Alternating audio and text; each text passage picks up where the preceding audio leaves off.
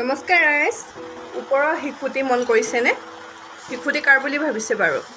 শিশুটি আন কাৰো নহয়, শিশুটি মোৰেই। আৰু মই শিশুটিক গোটেই চাৰিওকাষে কিয় গাৰু দি ৰাখিছোঁ বাৰু কওকচোন আপোনালোকে। ময়ে কৈ দিছোঁ শুনক।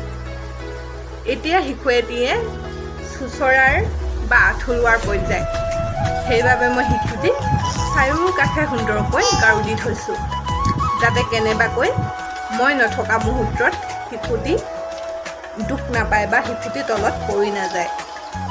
শিশু এটিয়ে জন্মৰ পৰা বিভিন্ন পৰ্যায় পাৰ কৰে।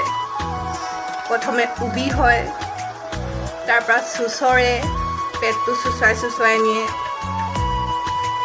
তাৰপৰা আঁঠু ল'ব, বগাব, তাৰপৰা বহিব, তাৰপৰা কোনোবা বস্তুৰ সহযোগত থিয় ডঙা দিব, তাৰপৰা থপক থপাককৈ খোজকাঢ়িব।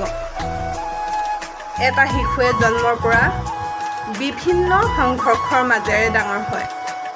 তেওঁলোকে নতুন নতুন বস্তু শিকিবলৈ বহুতো কষ্ট কৰিবলগীয়া হয়।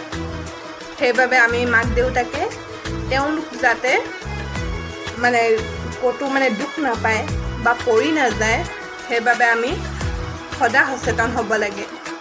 কেতিয়াবা বাৰু পৰে দুখ পায়, সেইটো বেলেগ কথা। কেতিয়াবাতো এদিন নহয় এদিন কেতিয়াবা অকণমান দুখ পাবই, জানি শুনি দুখ নোপোৱাই।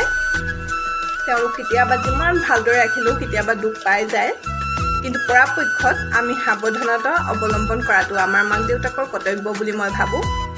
সেইবাবে মই কিবা কাম কৰিলে বা বাথৰুমত গ'লে সদায় শিশুটি সাৰ পাই থাকিলে সুন্দৰকৈ চাৰিওকাষে গাৰু দি দিওঁ, আৰু শুই থাকিলেও মই গাৰু দি দিওঁ। কাৰণ কেনেবাকৈ সাৰ পাই যদি মোক নেদেখি বগায়, তেতিয়াতো পৰি যাব। সেইবাবে শুই থাকিলেও মই চাৰিওকাষে গাৰু দি দিওঁ। কিন্তু মই যেতিয়া শিশুটিৰ লগত থাকোঁ, তেতিয়া ইমান মই ছেফটি অৱলম্বন নকৰোঁ বাৰু, কাৰণ মই মোৰ চকুকেইটাই প্ৰত্যক্ষ কৰি থাকোঁ। সেইবাবে ইমান দি নাথাকোঁ গাৰু চাৰু। কিন্তু মই যেতিয়া কাম কৰোঁ বা লগত নাথাকোঁ, তেতিয়া সদায় মই গাৰু দি থওঁ।